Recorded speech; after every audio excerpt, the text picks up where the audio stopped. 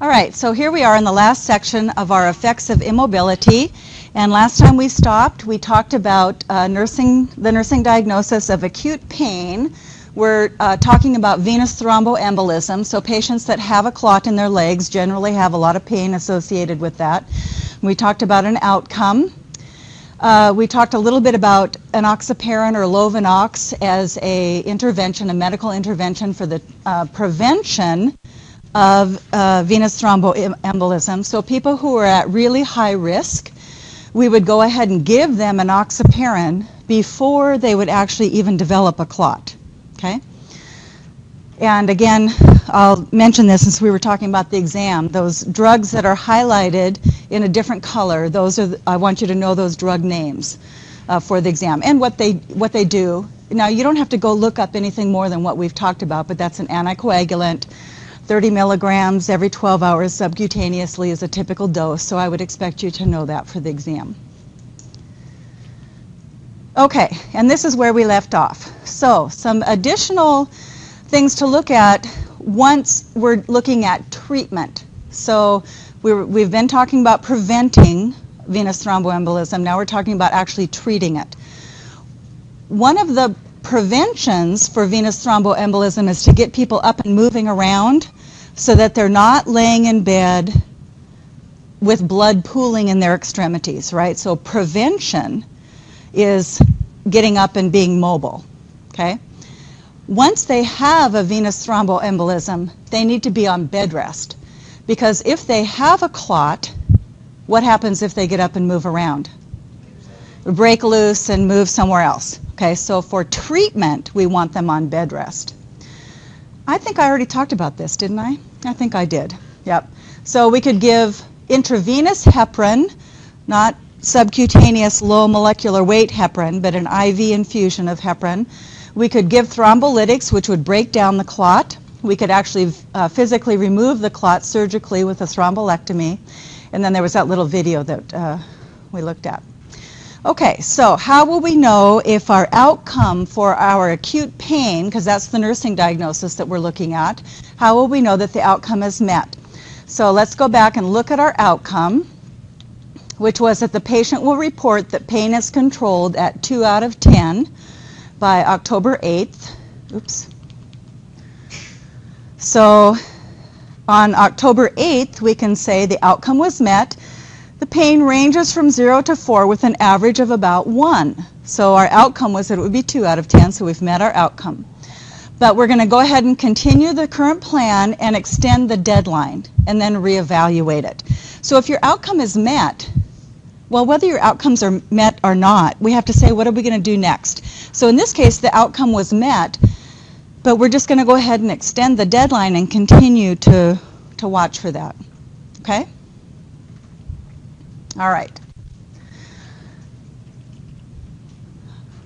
I can't remember what we talked about last week. Did we? I mean, we may have finished the evaluation, I don't know. But anyway, I know this is new. Here we are. So we're talking about categories of complications of immobility. We talked about skin issues. We talked about psychosocial issues.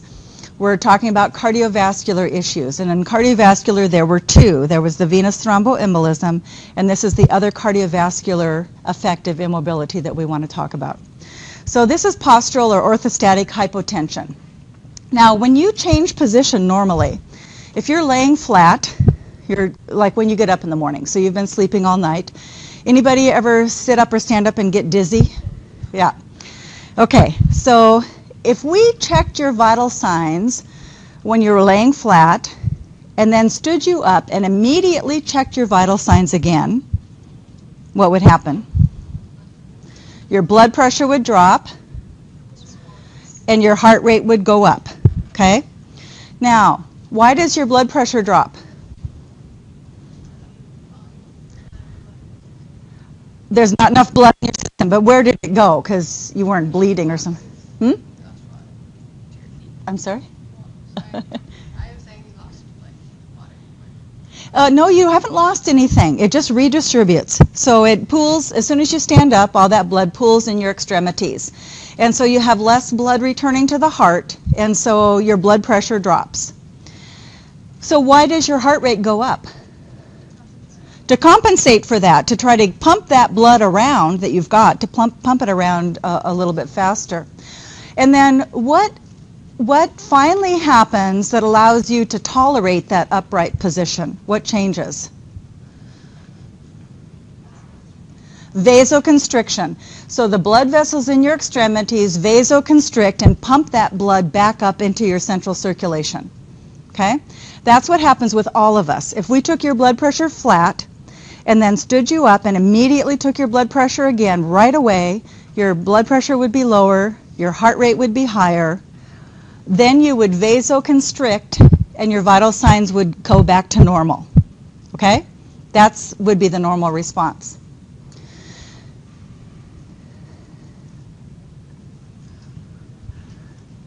There are a number of causes where we don't return to normal in the expected amount of time. Okay? So that adjustment to get our vital signs back to normal again should happen within 2 minutes. Okay?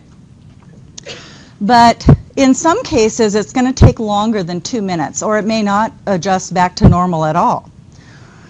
The first one that we should always think of when we're seeing somebody whose vital signs don't return to normal within 2 minutes is fluid volume deficit. So people who are hemorrhaging, people who have been vomiting or had a lot of watery diarrhea, anybody who's been losing volume, who's really dehydrated, that's a major cause for postural hypotension. And if you see somebody with postural hypotension, that's the first thing that you should think of. If they have postural vital signs, you want to say, why is this patient dehydrated? Okay? And see if you can figure that out. Now, not everybody, though, with postural hypotension has a fluid volume deficit. Another big cause of this is autonomic nervous system dysfunction. So it's your autonomic nervous system that causes you to vasoconstrict. Well, if that isn't working, that blood is going to continue to be pooled in your extremities. And so you're going to change position, and it's going to take you longer to adjust to that position change. Okay? Another big cause of autonomic dysfunction is kind of the general category. A big cause of autonomic dysfunction, something that makes our autonomic nervous system not work well, is diabetes. So in patients who are diabetic, they often have postural hypotension. Could somebody who's diabetic be dehydrated? Yes. So people could have both things going on at once. So you can't assume that just because someone, for example, has diabetes, that's why they have postural hypotension. They could also be dehydrated. So you have to look at the whole picture and see what's going on. Another reason people have postural hypotension from autonomic dysfunction is when we're giving them drugs that block their autonomic nervous system. And a big category of drugs there are beta blockers. Beta blockers. One of the things that happens with beta blockers is it prevents your heart rate from increasing. And so they change position and their heart can't beat faster to try to compensate for that. And then the reason we're talking about it in this section is because of the last reason, deconditioning or immobility. When people are laying in bed, their vascular system kind of forgets how to manage this position change. And we've got to get them back into shape before they can tolerate a position change. So let's look at this in more detail here. So here's what we do. First of all, the patient has to have been lying flat for 20 or 30 minutes before you check postural vital signs on them. If they have been up and around and then you have them lay down and you check their blood pressure right away, it doesn't tell you anything. So they've got to have been flat for 20 or 30 minutes first. Okay? Then we're going to assess their blood pressure and their pulse while they're laying flat. And you often see a symbol like this if we're doing manual documentation. Somebody will draw this to indicate that that's the flat position. So say the patient's blood pressure was 130/80 and their heart rate was 72 while they were flat, okay? Then we have them get to a standing position, and if they are able to do that. We'll talk about what happens if they're not able to do that, but that would be the ideal, is to have them go to a standing position and stand there for 2 minutes, and then you check their blood pressure and pulse again and see what that is. So now they get up,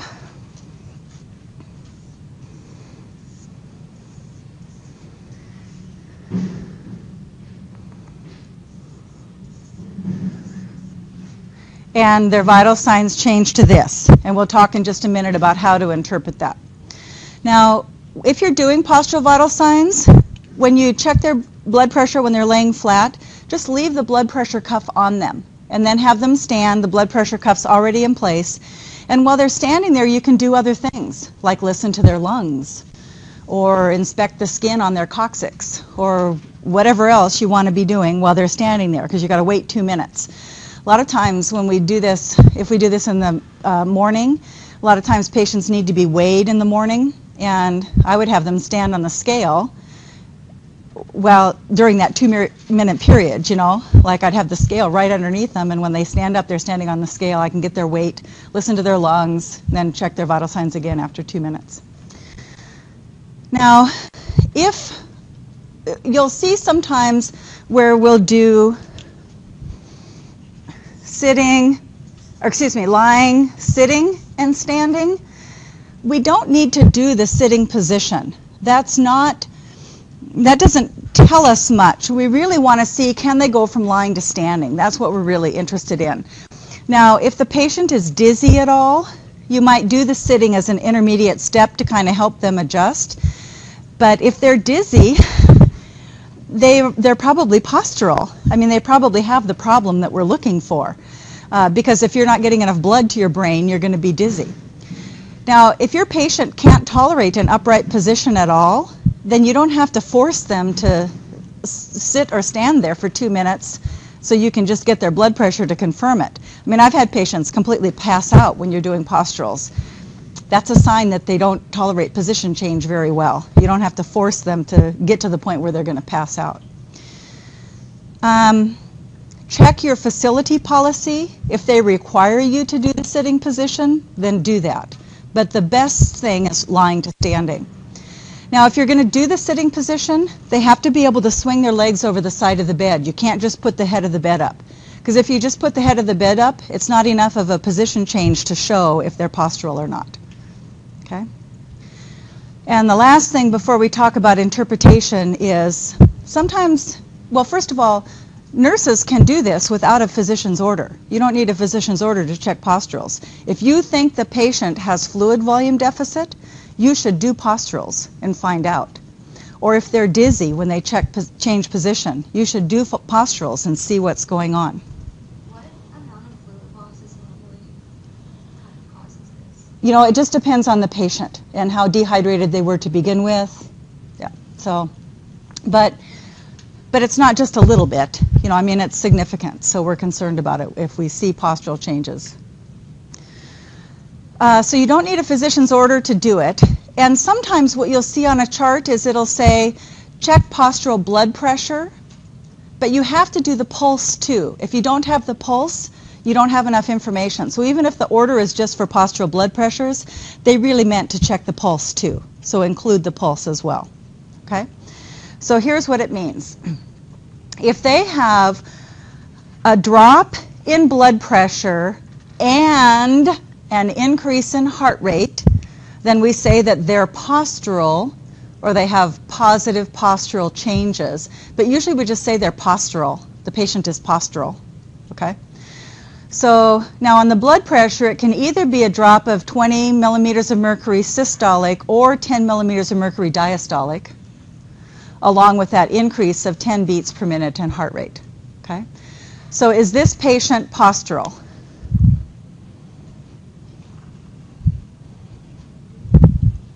Yes.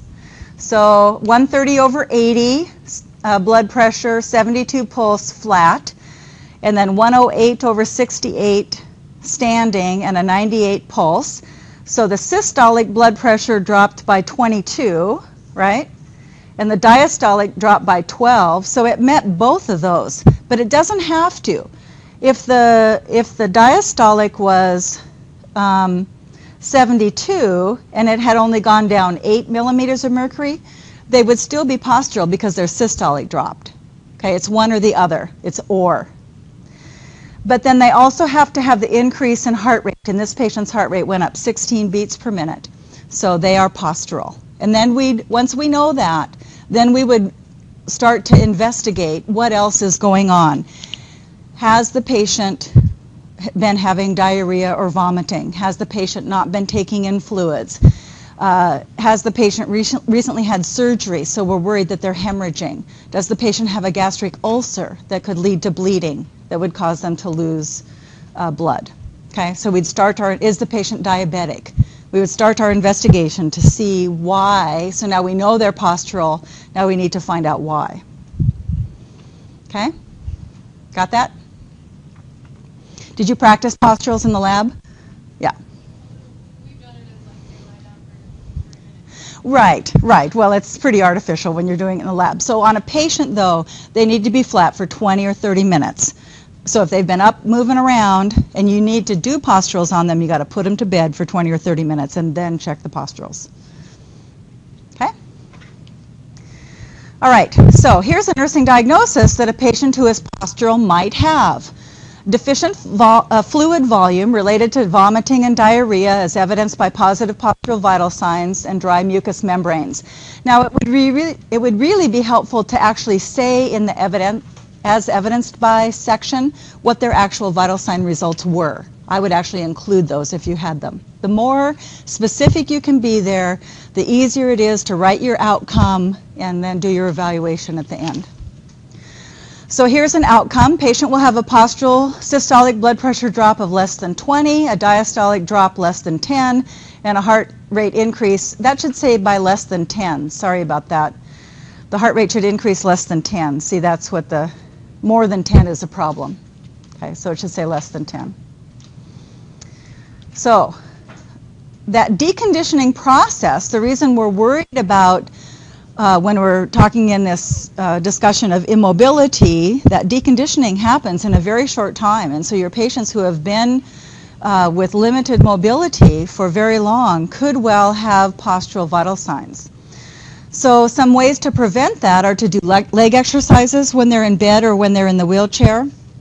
And then support hose, or those TED hose, anti-thrombolic hose, can help prevent that. Now the interventions depend on the cause. So if the patient is losing volume, obviously they would need replacement of volume. If they have postural vital signs because they're diabetic, then nothing is going to cure that because their nervous system is damaged, and we'll talk about that when we talk about diabetes. But regardless of the cause, having patients change positions slowly can help because it just gives them an opportunity to make that adjustment gradually. And so for those of you who raised your hand when you said that you were dizzy when you got out of bed, that's what you want to do. Don't leap out of bed quickly. Sit up, wait a few minutes, then stand up, then start moving around, okay? And then if we think that it's related to a medication that they're on, something that's interfering with their autonomic nervous system, we need to evaluate and see, do they really have to be on that med? Could they be on a lower dose? Maybe they just have to be on that med, but we could look and see if there's something else that could be done with that. So our evaluation then, when we go to evaluate this, we would identify the vital signs. And actually, I'm sorry I didn't do this, but the first thing out of there should be outcome met. That's always the first part of your evaluation. Either the outcome's met or the outcome's not met. So here the outcome is met. We have the current vital sign readings, which are normal. They haven't had a significant postural vital sign change for the last 24 hours. They don't have any dizziness. Their mucous membranes are moist. Remember, we had dry mucous membranes as part of our assessment of this patient with fluid volume deficit. They're taking food and fluid. They don't have any more nausea or vomiting, so the problem's resolved. We don't have to extend the deadline. We don't have to do anything else. The problem's resolved. Yep.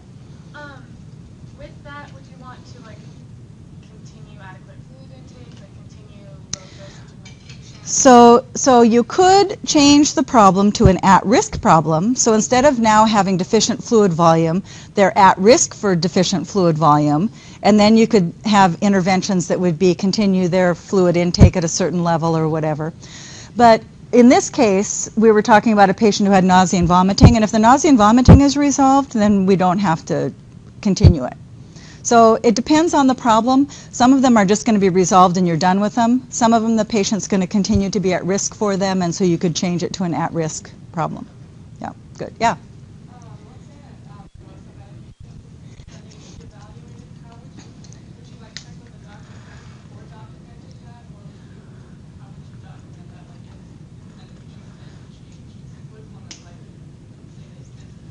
Right. So let me segue just a minute and then come back to that. So if I don't answer your question, bring me back. But that just reminds me of something that somebody asked me at some point, and that's the difference between your care plan and a SOAP note. Okay? So let me talk about that for a minute. So say you have a brand new problem that the patient's never had before. You would write a care plan about it, and you would also write a SOAP note to document that you initiated that care plan. So at the very beginning, your care plan and your SOAP note could look very similar, right? Because your care plan is going to have your diagnosis, your outcome, your interventions, your evaluation. Your SOAP note is going to have the subjective and objective data, then your analysis, which could very well be a nursing diagnosis, then your plan, which is your interventions, right? So when the patient first has a problem, the care plan and the SOAP note are going to look very similar. But after that, we don't document on the care plan. Now, we might change the care plan as we go along, cross things out and add things to it, but that's not our record of our care of the patient. So every SOAP note after that related to that problem is going to give you an update on where we are with that care plan. Are you with me? So if you think about that SOAP note and that care plan and how similar they are, okay? But once the care plan is established, then every time you document about that problem, you use a SOAP format that just says, have things changed? Are they getting better? Are they getting worse? Where are we now? Are we going to change interventions? Whatever. Okay. So if the problem that we had here, let me go back to this slide, was deficient fluid volume, by the way, your etiology could be unknown etiology. Maybe you don't know why it's happening. So deficient fluid volume may be due to unknown etiology as evidenced by our postural vital sign change. And then our SOAP note might include, so patient says, I'm dizzy. Our objective will have our postural vital signs. And then we might include in there, patient is on atenolol, which is a beta blocker, which interferes with autonomic nervous system, 100 milligrams, PO, BID. Our analysis is maybe, possible deficient fluid volume,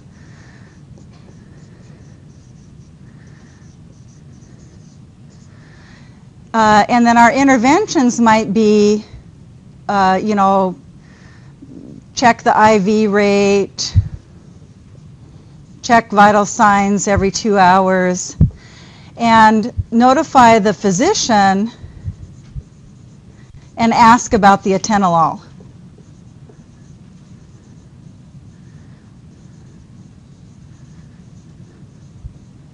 Okay? Then once we got in contact with the physician, we'd have that discussion with the physician using what format? SBAR, using the SBAR format to say this is the situation, this is the background, I'm wondering about the atenolol, what do you think we should do about that? Okay? Then the physician would say, well, they've got to be on it, we can't change the dose, too bad, they just have to live with it. Or, 100 milligrams BID, but let's cut it back to 100 milligrams once a day. Okay, so we would follow through that way and then just document whatever the results of the conversation were. Does that get at your question? Okay.